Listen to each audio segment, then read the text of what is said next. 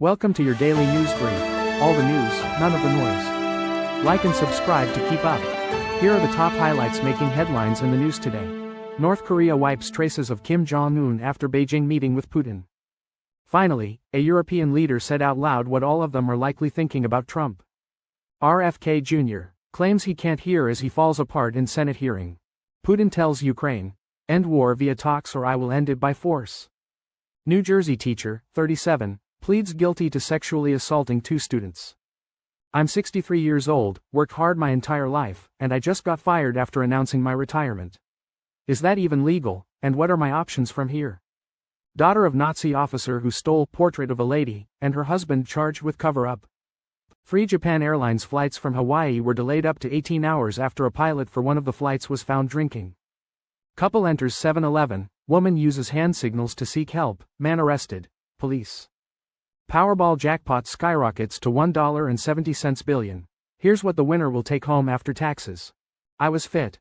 Then my gyms closed during the pandemic and menopause kicked in. A GLP-1 has helped me get back on track. Epstein survivor drops damning detail on friendship with Trump. Gun store owner says shooter who killed two schoolchildren showed no warning signs before attack. Hurricane Kiko path tracker. See where the Category 4 storm is headed. Trump, 79, unapologetically flaunts cankles amid health concerns.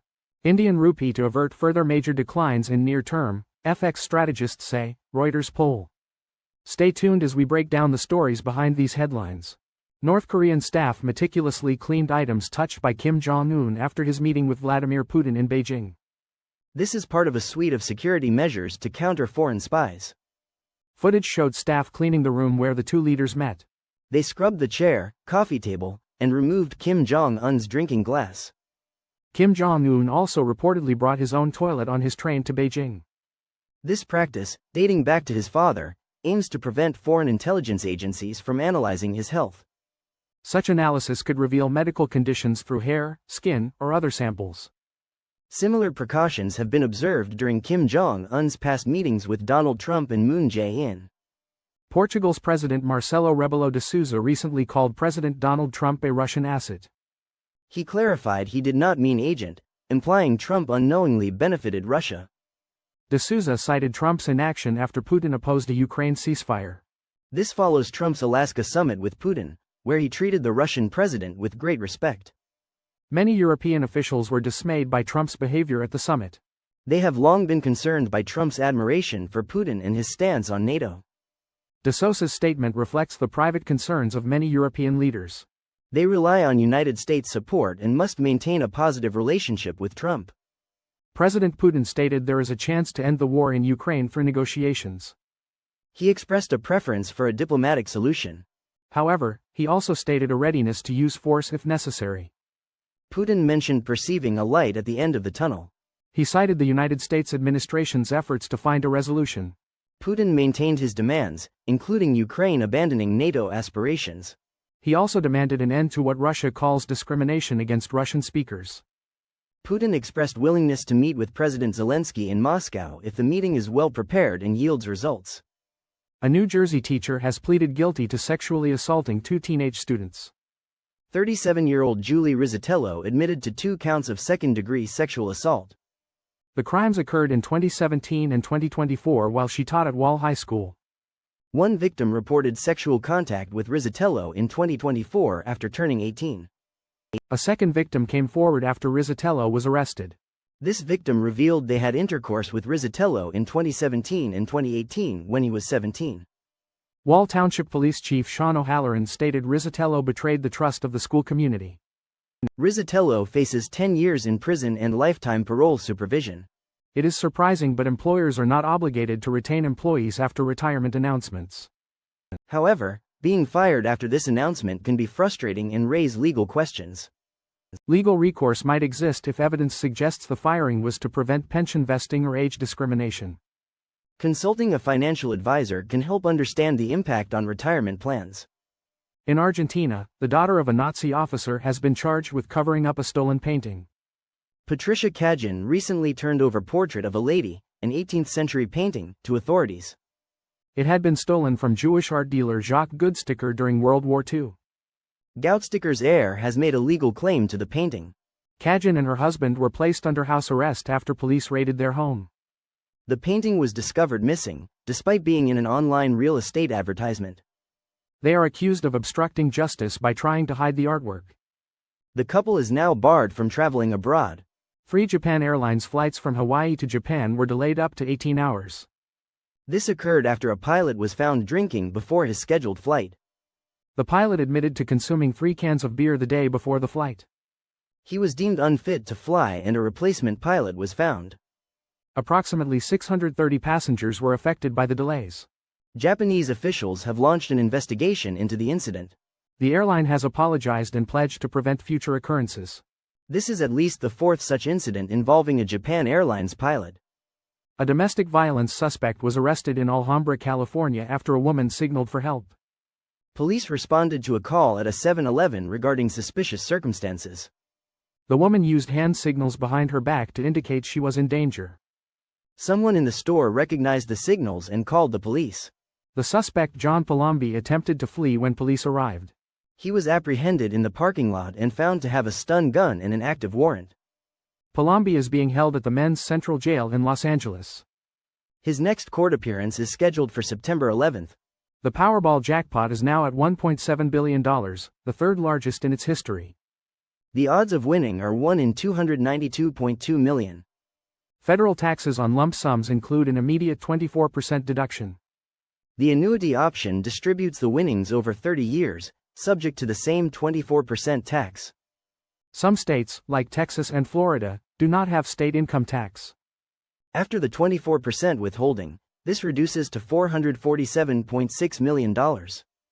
These payments increase by 5% annually, eventually exceeding $50 million. Susie Chase, podcast host, prioritized health and fitness but faced challenges with weight management during menopause and the pandemic. Workout routines were disrupted, and weight gain followed.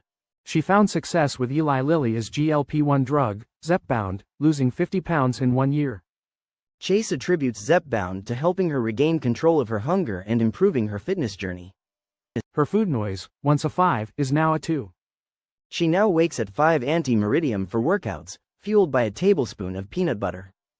She has gone from a size 16 to a size 8 or 10. Chase prioritizes data-driven results, inspired by Brian Johnson, and focuses on training for 80. The owner of a Minnesota gun store stated that the shooter who killed 2 students showed no warning signs during a visit prior to the attack.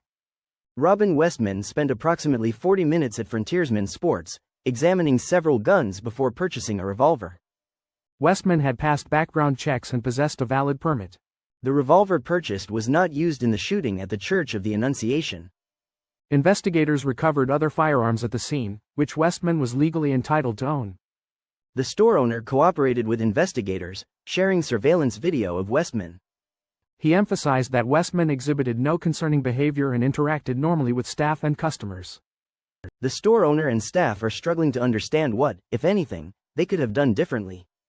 Hurricane Kiko, a Category 4 hurricane, is currently located far east of Hilo, Hawaii. It has maximum sustained winds near 145 miles per hour.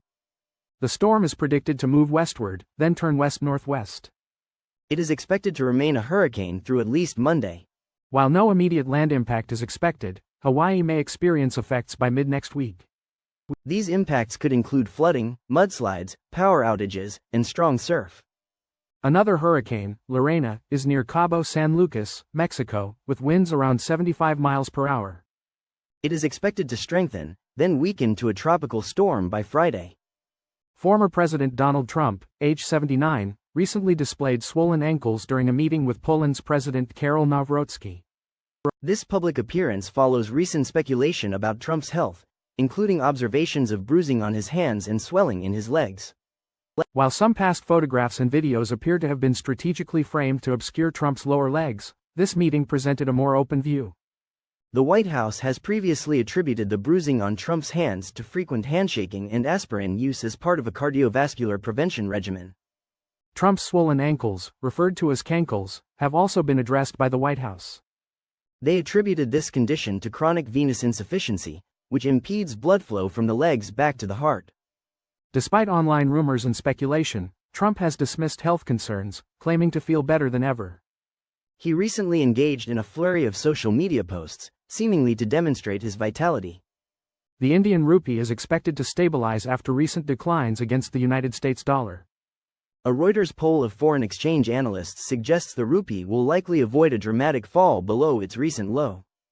However, some analysts predict the rupee could weaken towards 90 per dollar if United States tariffs remain. The Reserve Bank of India has intervened to support the rupee by selling dollars from its reserves. The rupee has fallen about 3% this year due to foreign equity outflows and trade tensions with the United States. Despite India's strong economic growth, the tariffs threaten to impact trade and capital inflows. Analysts predict the rupee will trade around 88 per dollar in the coming months. Some analysts believe the rupee is overvalued and further depreciation is possible. Thank you for listening. Stay informed, stay aware, and join us again for more updates that matter. Until next time.